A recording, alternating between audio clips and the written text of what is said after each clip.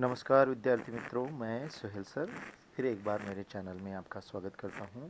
आज हम लोग देखने जा रहे हैं कक्षा 8वीं का मधुश्री हिंदी पाठमाला। इस पाठ्य पुस्तक से चैप्टर नंबर 11 एक था टी हाउस।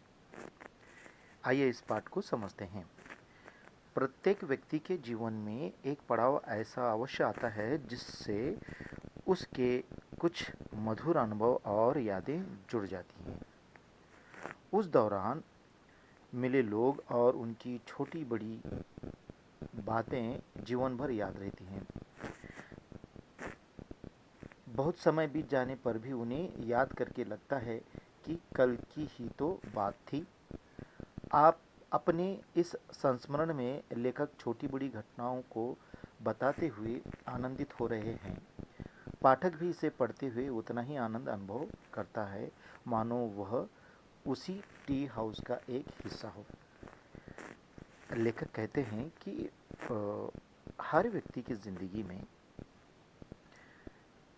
कुछ यादें हमेशा जुड़ी हुई रहती हैं उसके पुराने वक्त से। कुछ अच्छी यादें रहती हैं, कुछ बुरी यादें रहते हैं। जब भी इंसान उन यादों को याद करता है तो मानो ऐसे प्रतीत होता है कि वो अभी कुछ दिन पहले ही हो गुजरी हैं। और ऐसी अच्छी यादें इंसान को पूरी ज़िंदगी भर याद रहती हैं।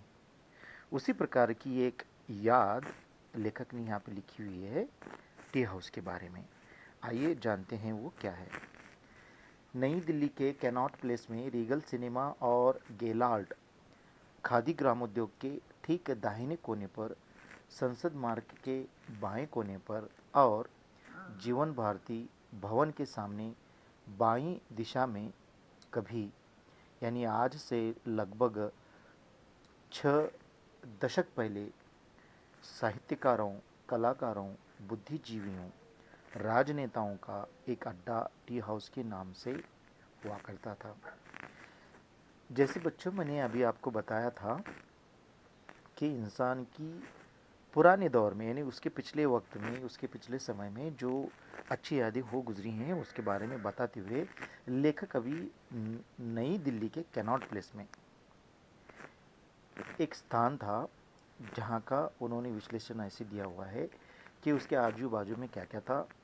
सिनेमा और गेलार्ड खादी ग्रामोद्योग भी वहीं था। उसके बिल्कुल दाहिने बाजू पर संसद मार्ग, यानी पार्लियामेंट की तरफ जाने वाले रास्ते के बाईं तरफ, यानी लेफ्ट साइड की तरफ, जीवन भारती भवन के बिल्कुल सामने कुछ दशक पहले साहित्यकारों, कलाकारों, बुद्धिजीवियों का, यानी ऑथर्स का, एक्ट्रेस का, टैलेंटेड लोगों का, पॉलिटिशियनों का एक अड्डा हुआ करता था। अड्डा मतलब उन लोगों की बैठने की एक खास जगह हुआ करती थी। वो थी क्या? Tea house. आज वहाँ खादी ग्राम उद्योग भी है, रीगल है, स्टैंडर्ड रेस्टोरेंट हैं, गेलार्ड है, मगर टी हाउस नहीं है। लेखक कहते हैं उस दौर में इन तमाम लोगों की बैठने की एक ही जगह हुआ करती थी, वो थी टी हाउस। लेकिन आज उसकी जगह पे सिर्फ क्या है? खादी ग्राम उद्योग हैं, रीगल हैं, बड़े बड़े रेस्टोरेंट हैं, लेकिन टी हाउस नहीं है। अगर कुछ है तो गारमेंट्स के शोरूम हैं। लेखक क्या कह रहे हैं? अगर कुछ है तो क्या है? सिर्फ गारमेंट्स के, यानी कपड़ों के शोरूम हैं। फिर भी टी हाउस लोगों के जहन में यादों की परतों में लिपटा हुआ अभी भी मौजूद है।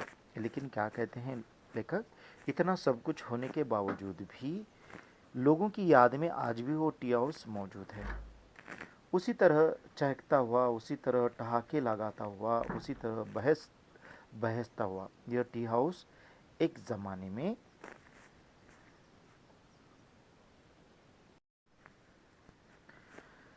कवियों, साहित्यकारों, कलाकारों, संगीतकारों, पत्रकारों, राजनेताओं का मक्का मदीना और काबा काशी रहा है। लेखक कह रहे हैं बच्चों,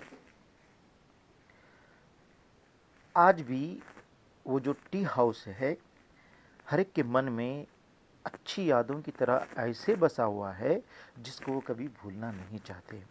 लेखक कहते हैं कि यह टी हाउस एक ज़माने में पोएट लोगों का, साहित्यकारों का, कलाकारों का यानी एक्टर लोगों का, उसके बाद में ऑथर्स का, पत्रकारों का, पॉलिटिशियनों का, इन सब लोगों का मक्का मदीना कहते हैं। जैसे कि एक पवित्र पवित्र स्थान हुआ करता था, काबा काशी जैसा पवित्र स्थान हुआ करता था।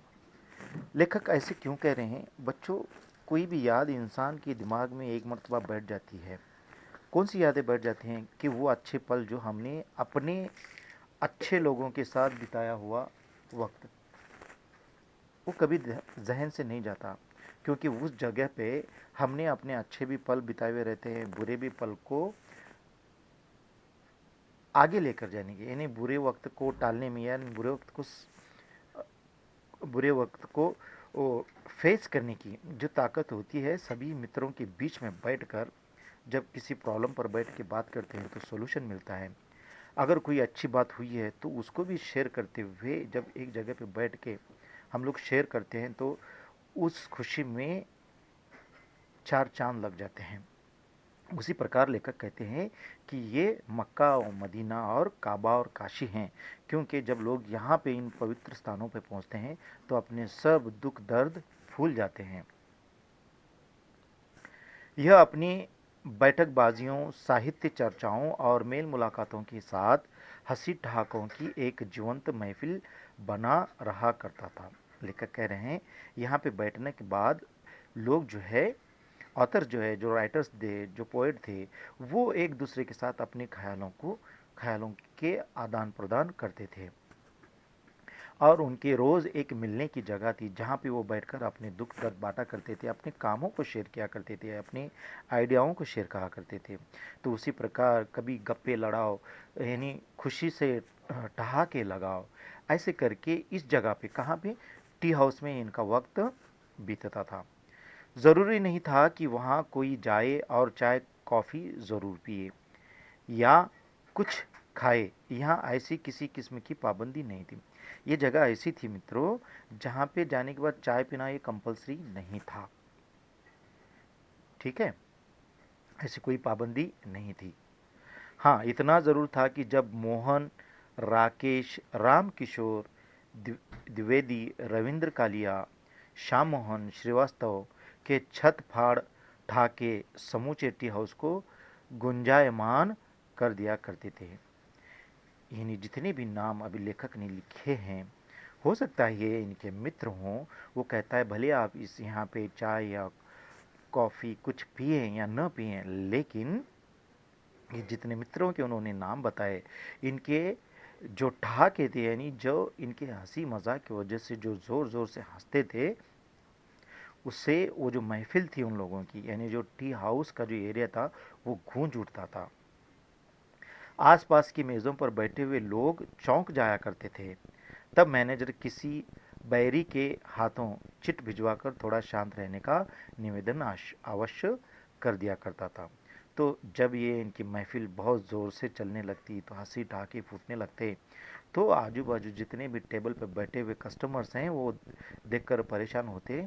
तो वहाँ के मैनेजर क्या करते, इनको एक यानी वेटर के हाथ से एक छोटी सी चिट्ठी लिखवा कर भिजवाता था और उनको थोड़ा आहिस्ता से बात करने की रिक्वेस्ट किया करता था।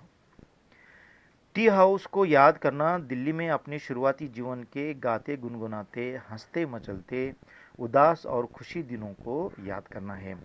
लेखक कहते हैं उन पलों को याद करना मतलब अपने बीते हुए अच्छे पलों को याद करने जैसा है। हमारा कोई दिन ऐसा नहीं होता था जिसकी शाम टी हाउस में न बीतती हो।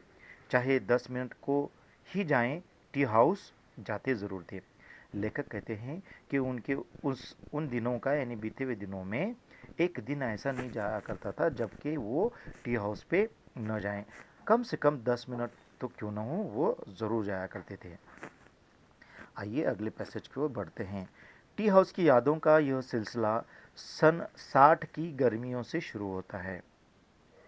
इन दिनों मैं अपने परम आत्मीय मित्र, प्रख्यात लेखक एवं छायाकार ब्रह्मदेव की सिफारिश पर दिल्ली प्रेस में नौकरी पा गया था और सरिता में काम करने लगा था। लेखक क्या कह रहे हैं ये उनकी शुरुआती दौर यानी 1960 का दौर की बात है। इन दिनों वो अपने परम मित्र यानी बहुत सच्चे दोस्त, खास दोस्त जिसको कहते हैं, जो एक बहुत बड़े लेखक भी थे, एक छायाकार भी थे, जिनका नाम ब्रह्मदेव था। उन्होंने इनकी सिफारिश की थी और एक प्रेस में इनको नौकरी मिल गई थी, जिसका नाम था सरिता। उस प्रेस का नाम क्या था? सरिता। दफ्तर से छूटते ही हमारे कदम टी हाउस की तरफ बढ़ जाते थे। झंडे वालान से बस पकड़कर सीधे टी हाउस पहुंचना हमारा नित्य काम कर्म था। लेखक कहते हैं जैसे ही ऑफिस से छुट्टी हो जाती, झंडे वालान से यानी एक जगह है, वहाँ से सीधा बस पकड़कर कहाँ पहुँच जाते थे? टी हाउस पहुँच जाते थे। उस समय दिल्ली परिवहन की बस लगभग 10 पैसे वसूलती थी, यानी झंडे वालान से टी हाउस का जो किराया था बस का, वो 10 पैसे था। बहुत जल्दी होती तो तिपहिया पकड़ लेते थे, उसका किराया होता था मात्र 50-60 पैसे। और अगर कभी इनको देरी हो जाती तो तिपहिया ले लेते थे, यानी वो छोटे वाले रिक्शा जिन्हें अक्सर आदमी चलाते हैं, जो 3 पहियों पे होता है, साइकिल होती है और जिस पे पीछे सवारी को बिठाकर आगे साइकिल सवार साइकिल चलाता है। तो इसका किराया कितना था बच्चों? 50 से 60 पैसे। बच्चों, ये कहानियाँ आगे बहुत ही प्यार भरी है, बहुत ही अच्छे अच्छे किस्से इसमें हैं।